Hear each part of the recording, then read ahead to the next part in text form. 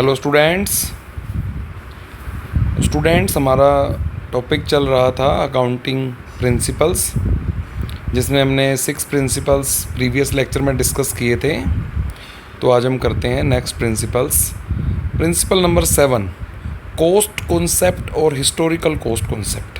तो ये कॉन्सेप्ट किस चीज़ का होता है कि जो भी हम एसेट्स, देखो सबसे पहले हमने बताया था कि बिज़नेस जो होता है वो एक लॉन्ग टाइम तक सर्वाइव करता है, लॉन्ग टाइम तक रन करता है।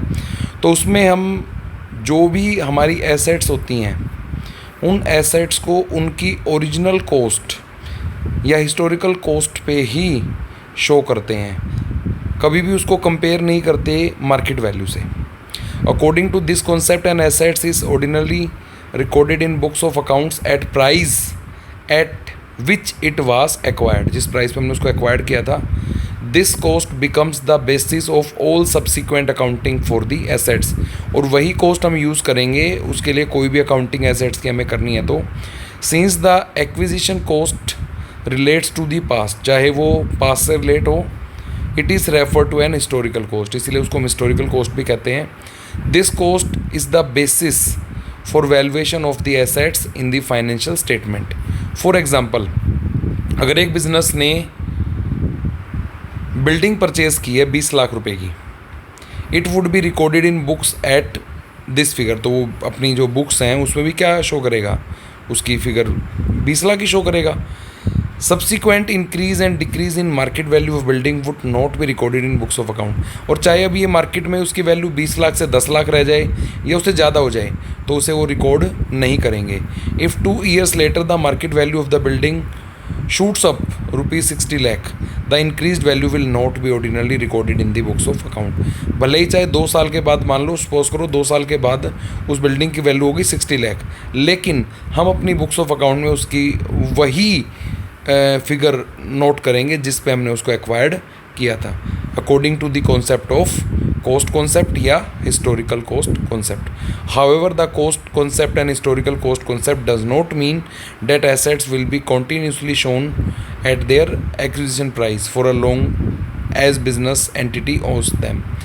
Their cost is systematically reduced from year to year. Depreciation के हिसाब से वो systematically reduce भी होती रहेगी और उसे हम उसी अकाउंट से उसी अमाउंट पे शो करेंगे जो वो एक्चुअल एग्जिस्ट कर रही है, ना कि मार्केट वैल्यू से उसे कंपेयर करेंगे।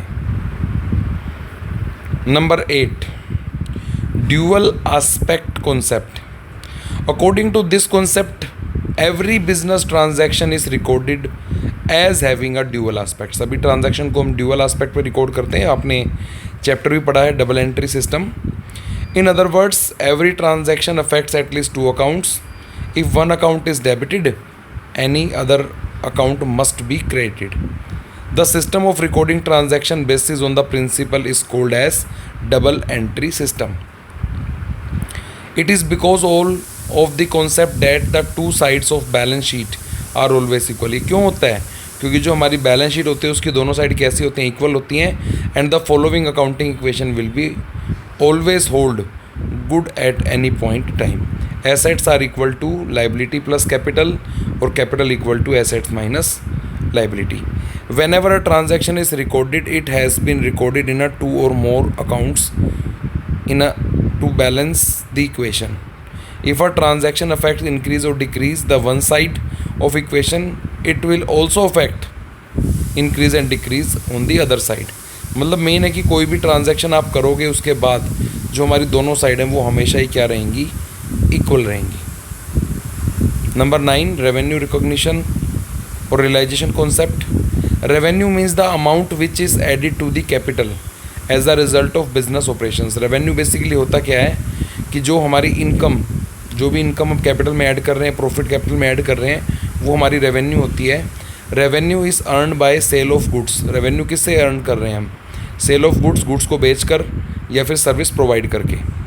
Concept of revenue recognition determines that time of the particular period in which the revenue is realized। तो कह रहा है कि बस हमें टाइम डिटरमाइन करना है कि हमने किस टाइम पीरियड में उस रेवेन्यू को रियलाइज किया था, किस पर्टिकुलर टाइम पे हमने उसको अर्न किया था। Revenue is deemed to be realised when the title or the ownership of goods has been transferred to the purchaser and when he has legally become liable to pay the amount. अब revenue को हम कब मानते हैं, कब revenue generate होती है?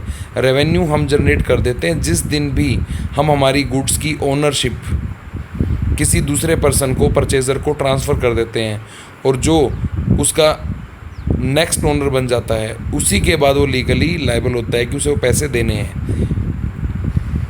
और not related with the receipt of cash. इस बात से हमें कोई फ़र्क नहीं पड़ रहा है कि कैश कब रिसीव हो रहा है हमें। तो मेनली हम रेवेन्यू को रिकॉग्नाइज करते हैं सिर्फ और सिर्फ कब, जब एक्चुअली में गुड्स जो हैं उनकी ओनरशिप हम परचेज़र पे ट्रांसफ़र कर देते हैं। जैसे कि एग्जांपल के लिए देखो, if a firm gets an order of goods on 1 January, goods को 1 जनवरी को ऑर्डर मिल गया, supplies the goods on 20 January. 1 जनवरी को ऑर्डर मिला लेकिन हमने गुड्स कब सप्लाई करी हैं, 20 जनवरी को, and receive the cash on 1 April, cash मिल रहा है 1 अप्रैल को। तो स्टूडेंट इसमें देखो 1 जनवरी को सिर्फ ऑर्डर मिला था, गुड्स हमारे पास ही थे और पैसे 1 अप्रैल को मिले, लेकिन एक्चुअल में गुड्स किस दिन चले गए, 20 तारीख को। तो हमारी जो मेन एंट्री होगी रेवेन्यू अर्न करने की एंट्री है वो है 20 जनवरी, as the ownership of goods was transferred on that date. Revenue in case of income such as rent, interest, commission. अब रेंट और इंटरेस्ट और कमीशन के केस में हम रेवेन्यू को कैसे रिकॉग्नाइज करेंगे, इस recognised on time basis, time के अकॉर्डिंग। मतलब फॉर एग्जांपल अगर रेंट है हमारे मार्च मंथ का, लेकिन वो रिसीव तो अप्रैल में होगा, लेकिन हम 31 मार्च को ही उसे रिकॉग्नाइज कर लेंगे। Similarly if commission of April 2015 is received in advance in March, तो उसे हम फाइनेंशियल ईयर 2015 वाला जो नेक्स्ट ईयर स्टार्ट होगा उसका रेवेन्यू मानेंगे, ना कि जिस साल में वो मिला है। मींस जिस टाइम पे एक्चुअल टाइम पे इनकम होगी उसी टाइम उसे रिकॉग्नाइज्ड किया जाएगा। There are few exception in the rules of revenue recognition in case of sale और ऑन इंस्टॉलमेंट बेसिस। अगर सेल्स को हमने इंस्टॉलमेंट बेसिस किया है तो उस केस में the amount collected in instalments is treated as realised. तो उसमें जो जितनी इंस्टॉलमेंट्स आती जाएंगी उसी को हम रियलाइज्ड अमाउंट मानेंगे। In case of long term construction projects it is difficult to postpone the revenue. अगर लॉन्ग टर्म कंस्ट्रक्शन का प्रोजेक्ट है तो उसमें भी बहुत मुश्किल होता है कि हम उससे रेवेन्यू को किस तरह से पोस्टपोन करें। Till the completion of full contract, in such case the proportionate part of revenue which is equal to the part of contract completed. तो जितना जितना हमारा पार्ट हम कंप्लीट करते जाएंगे हर साल के एंड में उतनी ही रेवेन्यू हम रियलाइज्ड कर लेंगे। इन केस ऑफ माइनिंग, अगर माइनिंग का केस है तो revenue is recognised in the accounting period when production is made even through a sale has not been made. मतलब हम सिर्फ कितना प्रोडक्शन किया है उसको हम रेवेन्यू मानते हैं, इस बात से कोई फ़र्क नहीं पड़ता कि हमने सेल्स किए हैं या नहीं। तो स्टूडेंट ये कुछ केसेस थे रेवेन्यू रिकॉग्नाइज्ड करने के लिए। अब हमारा नंबर 10 पे आता है matching concept. This concept is very important for correct determination of net profit, कि अगर आप करेक्ट डिटर्मिनेशन करना चाहते हो नेट प्रॉफिट का तो ये बहुत इंपॉर्टेंट है। According to this concept, in determining the net profit from business operations all cost which are applicable to revenue, मतलब जो भी आपने रेवेन्यू अर्न किया उससे रिलेटेड जितनी भी कॉस्ट हैं of the period should be charge against that revenue, वो उसी रेवेन्यू के अगेंस्ट। मतलब अगर आपने कोई रेवेन्यू अर्न करी है 5 लाख की, तो उस 5 लाख की रेवेन्यू अर्न करने के बदले जितने भी आपके एक्सपेंसेस या कॉस्ट इनकर्ड हुई हैं उसे आप उसी टाइम पीरियड में शो करोगे। First revenue should be recognised and then cost incurred for generating that revenue should be recognised. Following point must be considered while matching cost with revenue. पहली बात तो when an item of revenue is included in profit and loss account all expenses incurred on it whether paid or not should be shown as expense in the profit and loss account. अगर मान के चलो आपके अपने किसी profit and loss account में अपनी revenues को, इनकम्स को दिखा रहे हो, तो आपको उससे रिलेटेड जितने भी एक्सपेंसेस हुए हैं उस रेवेन्यू को अर्न करने के लिए, चाहे वो पे किए हैं या नहीं, आपको भी उन्हें भी प्रॉफिट एंड लॉस अकाउंट में दिखाना है। On the basis of this principle outstanding expenses through not paid in cash and shown in profit and loss account. When some expenses से insurance premium is paid partly for the next year, मतलब insurance होती है 1 साल के लिए पे की जाती है और वो हमारी नेक्स्ट ईयर से रिलेटेड भी होती है। The part relating to next year will be shown as an expense only next year, मतलब उसका जितना पार्ट इस साल का एक्सपेंस है इस साल के P&L अकाउंट में शो करेंगे, और जितना पार्ट अगले साल के लिए एक्सपेंसेस है उसे अगले साल ही हम शो करेंगे। Cost of goods remaining unsold at the end of the year together with the expenses incurred on it must be carry forward to next year। अगर आपने जो भी आपके गुड्स हैं उनकी कॉस्ट जिसको आपने साल के लास्ट तक आपके सोल्ड नहीं हुए, मतलब आपके अनसोल्ड रह गए हैं, तो उनसे रिलेटेड एक्सपेंस और उनकी जो भी कॉस्ट है उनको एक्वायर्ड करने की या उनको प्रोड्यूस करने की, उसे भी आप नेक्स्ट ईयर ही कैरी फॉरवर्ड कर दोगे, इस साल उसे शो नहीं करेंगे। सिमिलरली इनकम्स रिसीवेबल, मतलब जो हमारी इनकम अभी भी हमें मिलनी बाकी है, must be added to revenue and income received in advance must be deducted from revenue, कि जो आपकी इनकम अर्न कर चुके हो लेकिन रिसीव नहीं हुई है उसे ऐड कर लेंगे, और कुछ इनकम रिसीव हो गई हैं बट अभी तक हमने उसे अर्न नहीं किया, उन्हें हम डिडक्ट कर देंगे। Number 11, objectivity concept. This concept requires an accounting transaction should be recorded in an objective manner। भाई अकाउंटिंग जो ट्रांजैक्शन उसे हमें किसी ऑब्जेक्टिव मैनर में रिकॉर्ड करना है, फ्री फ्रॉम पर्सनल बेसिस, कि कोई पर्सनल बेसिस उसमें नहीं होना चाहिए, ऑफ ईदर मैनेजमेंट और the accountant who prepare the account, ना तो मैनेजमेंट के अकॉर्डिंग ना ही अकाउंटेंट के according. It is possible only when each transaction is supported by verifiable document. अगर मान लो ट्रांजैक्शन वेरीफाइबल डॉक्यूमेंट जो भी आपके सोर्स डॉक्यूमेंट है, वाउचर्स हैं, cash memo, invoice, sales bill, pay in slip या कोरस्पोंडेंस एग्रीमेंट्स, तो उसके अकॉर्डिंग अगर आप उसे रिकॉर्ड करोगे तो वो फ्री फ्रॉम पर्सनल बेसिस रहेगा, और तभी उसको रिकॉर्ड करने का कोई ऑब्जेक्टिव हमारा सोल्व हो पाएगा। For example when the goods are purchase for cash the transaction must be supported by cash receipt for money paid, and if goods are purchased on credit the transaction must be supported by a copy of invoice or delivery challan। The cash receipt or invoice verifying the transaction objectivity is one of the reason for adopting the historical cost as the basis of recording accounting transaction, because cost actually paid for an assets can be verified from any document। On the contrary, if assets are recorded on their market value the objectivity cannot be adhered to because the market value may differ from person to person and from place to place। अब हमारे इसके बाद student start हो जाते हैं accounting conventions. तो accounting conventions अभी हमने पढ़े थे कॉन्सेप्ट्स, अब हमारे कन्वेंशन। एंड अकाउंटिंग कन्वेंशंस में be define as a custom or generally accepted practice which is adopted either by general agreement or mutual agreement. Following are the main accounting conventions. तो accounting convention students हमारे 3 होते हैं, convention of full disclosure, convention of materiality and convention of conservatism, also known as prudence. तो सबसे पहले आ गया हमारा convention of full disclosure.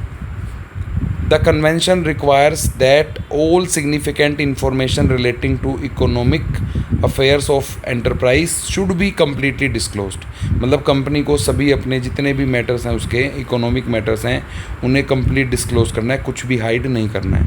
In other words there must be a sufficient disclosure of information which is a of material interest, मतलब जो ज़रूरी होते हैं to the users of financial statement such as proprietors present and potential creditors, investors, others। The principle is so important that the Companies Act makes ample provision for the disclosure of essential information in the financial statement of company, the pro forma of and contents of balance sheet and profit and loss account are prescribed by Companies Act। Various items or facts which do not find place in accounting statements are shown in the balance sheet by way of footnotes, जैसे कि contingent liability. Contingent liability होती है कि मान के चलो firm के against कोई केस चल रहा है, अब ये कंफर्म नहीं है कि हम हारेंगे या नहीं हारेंगे, लेकिन हमें उसको शो करना है। For instance a claim is a very big sum pending in a court of law against the enterprise should be brought in the notice of the user. तो उनके यूज़र्स को हमें बताना चाहिए ताकि वो मिसलीड ना हो। If there is a change in method of valuation of stock अगर हम कर रहे हैं तो भी हमें उसको ही मेंशन करना चाहिए, या फिर डेप्रिसिएशन का कोई मेथड अगर हम चेंज कर रहे हैं तो, या फिर हमारे जो क्या हमने प्रोविज़न बनाया है डाउटफुल डेब्ट्स के लिए, तो इन्हें भी हमें शो करना चाहिए. Market value of investment should be given by the way of foot note. And disclosing the material fact does not mean leaking out the secrets of business. मतलब डिस्क्लोज करने का मतलब ये भी नहीं है कि हमारे जो बिजनेस के सीक्रेट है उन्हें लीक कर दें, but disclosing sufficient information is the of material interest to the users of financial statement. अब सेकंड, इसका opposite exception, convention of materiality. This convention is an exception of the convention of full disclosure. According to this convention, items having an insignificant effect, अगर जो item ऐसे है जिससे कोई effect नहीं हो रहा है, इनसिग्निफिकेंट इफेक्ट है, और being irrelevant to the user, जो उसके यूज़र के लिए काम का ही नहीं है, नॉट टू बी डिस्क्लोज, उन्हें हमें डिस्क्लोज नहीं करना है. These unimportant items are either left out or merged with other items, otherwise accounting statements will be unnecessarily overburden. तो हमारी जो अकाउंटिंग स्टेटमेंट है वो अननेसेसरीली ओवरबर्डन हो जाएगी. मतलब जो चीज़ ज़रूरी नहीं है उसे डिस्क्लोज करने की ज़रूरत हमें नहीं है. लास्ट आता है स्टूडेंट, इसमें सबसे लास्ट हमारा जो है मेन, वो है हमारा conventions of prudence. Prudence means इसमें क्या होता है कि जो भी एंटिसिपेटेड लॉसेस होते हैं उन्हें तो हम रिकॉर्ड करेंगे. मतलब अगर हमें लगता है कि हमें इनकम अर्न हो सकती है, हम कोर्ट में केस, मतलब ये जो एंटिसिपेटेड इनकम्स जो होती हैं, एंटिसिपेटेड इनकम्स को इग्नोर किया जाता है. जो एंटिसिपेटेड हमारी क्या है, इनकम्स या गेंस हैं कि हमें फ्यूचर में इतना फ़ायदा हो सकता है, अभी फाइनल नहीं है लेकिन हम we are consider about it, तो उसे हम इग्नोर कर देंगे.